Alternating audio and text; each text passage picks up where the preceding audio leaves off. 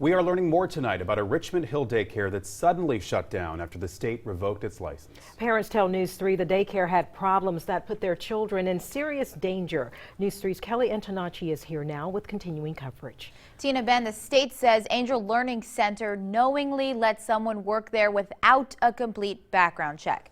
A representative for the center says new management tried to fix the problem after the state revoked the license back in November of 2019.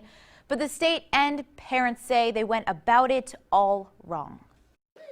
It's a decision the parents of Austin Timma did not take lightly. And now they say trusting Angel Learning Center was a mistake. There cannot be a bigger burden than to not have child care and not be able to go to work. Curtis Timma says caregivers put his then 3-month-old son in a chair without neck support. His wife noticed it on a surveillance camera. If he wasn't being attended, he could have very easily suffocated.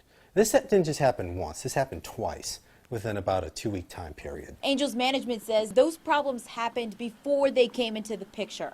They say PALS operated the daycare until the state revoked its license in November. At that point, they put Angel's management in charge to deal with background check and sanitary problems. Angel's management says they've been diligent in the background process since the revocation. The state says they had a chance to explain that to a judge, but management did not protest a motion that allowed a judge to rule without a trial. The state also says they went above and beyond to work with the center before the notice was handed down in the first place. It looked good from the inside when we took a tour and they had openings.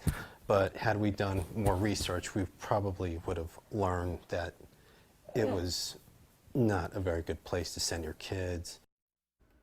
The owner of the corporation that operates Angel Learning Center is associated with another daycare in Pooler. There have been some complaints on social media about their services, but the state says operations there should not be impacted by what happened in Richmond Hill. Someone at the front desk told me today that families they serve are happy and they did not want to comment on anything else. Kelly Antonacci, WSAV News 3.